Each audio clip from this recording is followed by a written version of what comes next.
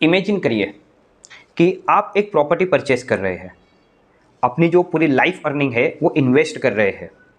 जो सेलर है उसके साथ आपने जो भी प्राइस डिसाइड की है वो सारी प्राइस आप उसे पे कर रहे हैं, और इन एडिशन टू दैट आप गवर्नमेंट को स्टैम्प ड्यूटी और रजिस्ट्रेशन फीस भी पे कर रहे हैं।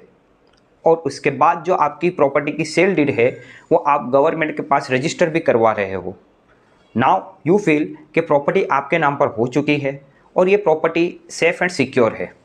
लेकिन क्या हो जब मैं आपसे कहूँ कि आपकी प्रॉपर्टी पर जो सेलर है उसने ऑलरेडी लोन अवेल की है और कुछ ही महीनों में आपको बैंक से एक नोटिस मिलने वाला है जिसमें लिखा होगा कि bank wants to take the position of your property.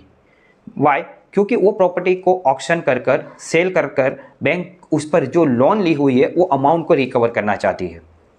आप कहेंगे ऐसा कैसे हो सकता है?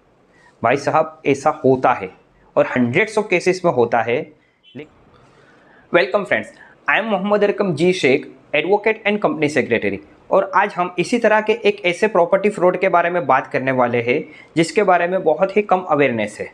होता क्या है कि जो सेलर है वो प्रॉपर्टी का ओनर है।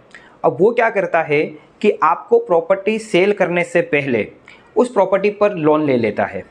मान के चलिए वो लोन 60 लाख का है। अभी आप जो हो वो एक इनोसेंट बायर की तरह सेलर के पास जाते हो। आप दोनों के बीच में डील होती है कि इस प्रॉपर्टी को 70 लाख में वो सेल करना चाहता है और आप उसे परचेस करना चाहते हो, बाय करना चाहते हो। आप 70 लाख रुपये उसका जो कंसिडरेशन है वो भी पे कर देते हो। सडनली आफ्टर 6 मंथ्स आपको बैंक से एक नोटिस आता है जिसमें लिखा रहता है कि ये जो प्रॉपर्टी आपने परचेस की है ये प्रॉपर्टी ऑलरेडी बैंक के पास मॉर्गेज है और जो लोन अकाउंट है वो NPA मतलब कि नॉन परफॉर्मिंग एसेट हो चुका है। And either the borrower has to repay the loan amount और bank will take the position of the property and sell the property and recover the loan amount. अब ये जो notice आती है ये सेक्शन 13(2) ऑफ सरफाइसी एक्ट में आती है। कई बार क्या होता है कि सेलर इस तरह से मैनेज करता है कि वो नोटिस आप तक पहुंचे ही ना, और कई बार ऐसा होता है कि वो नोटिस आप तक पहुंच भी जाती है लेकिन आप उसे इतना सीरियसली नहीं लेते हो। फिर बैंक जो है वो मैजिस्ट्रेट कोर्ट में जाती है, सेक्शन 14 में एक ऑर्डर लेती है जिसमें कोर्ट कमिश्नर की अपॉइंटमेंट की जाती है और वो उस कोर्ट कमिश्नर को डायरेक्शन दिया जाता है कोर्ट के द्वारा कि इस प्रॉपर्टी का जो पोजीशन है वो बैंक को दे दिया जाए। और सडनली उस वक्त कई सारे जो मैं बता रहा हूँ कि जो बायर्स है वो जागते हैं और वो सोचते हैं कि ये क्या हो गया और अभी उनको क्या करना चाहिए। लीगल रेमेडी तो यही है कि आप डेट रिकवरी ट्राइब्यूनल में जाइए, वहाँ पर सेक्शन 17 में एप्लीकेशन फाइल करिए। लेकिन मेरा क्वेश्चन ये है कि क्या इस तरह के केसेस में आपको जो है वो DRT से स्टे मिल जाए या रेमेडी मिल जाए, ये हर केस में पॉसिबल है? Answer is no.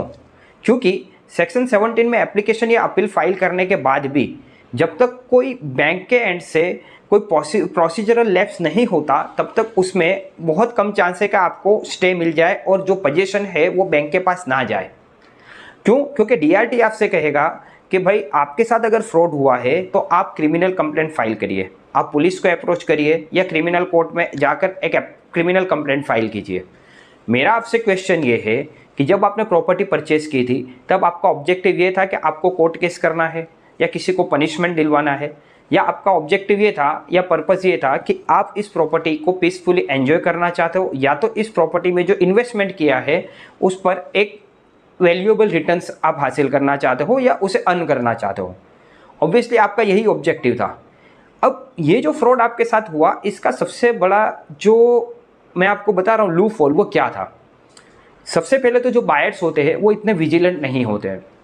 Even though वो अपनी लाइफ अर्निंग स्पेंड कर रहे हैं वो उसका टाइटल चेक नहीं करते, वो एनकम्बरेंस मतलब कि उस पर लोन है या नहीं है, लीज है या नहीं है, वो भी चेक नहीं करते।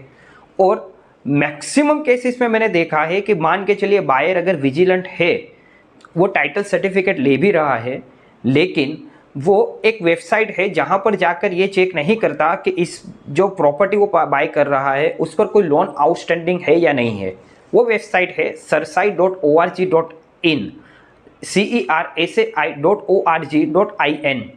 इस वेबसाइट पर किसी भी तरह की लोन जो बैंक में से ली जाती है और किसी भी तरह का जो मॉर्गेज किया जाता है उस मॉर्गेज की डिटेल्स वहाँ पर अवेलेबल होती है। अब होता क्या है, अगर मान के चलिए कोई रजिस्टर मॉर्गेज है तो वो तो आपको सब रजिस्ट्रार की वेबसाइट से भी मिल जाएगा, लेकिन अगर रजिस्टर मॉर्गेज नहीं है, इक्विटेबल मॉर्गेज या किसी और तरह का मॉर्गेज प्रॉपर्टी पर क्रिएट किया गया है, जो मैंने आपको एग्जांपल दिया उसमें था, तो उसके रिगार्डिंग जो डिटेल्स है वो आपको इस वेबसाइट पर मिल जाएगी। ये वेबसाइट सेंट्रल रजिस्ट्री जो सरफाइसी एक्ट 2002 के अंडर क्रिएट की गई है उसके द्वारा मेंटेन की जाती है। परचेस करने से पहले इस वेबसाइट पर चेक करना है कि क्या आप जो प्रॉपर्टी परचेस कर रहे हो उस प्रॉपर्टी पर किसी ने, मतलब कि सेलर ने कोई लोन अवेल की है या नहीं की है।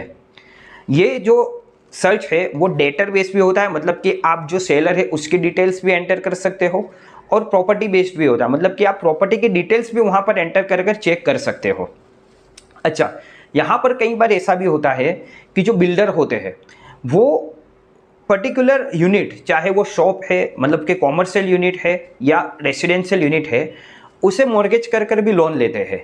तो इवन आप किसी ट्रस्टेड बिल्डर से भी प्रॉपर्टी परचेस कर रहे हो या अंडर कंस्ट्रक्शन प्रोजेक्ट में आपने इन्वेस्ट किया और वो प्रोजेक्ट कंप्लीट होने के बाद आप पर्टिकुलर यूनिट परचेस कर रहे हो, तब भी आपको ये चेक करना है कि आपका जो यूनिट है वो बैंक के पास मॉर्गेज तो नहीं है।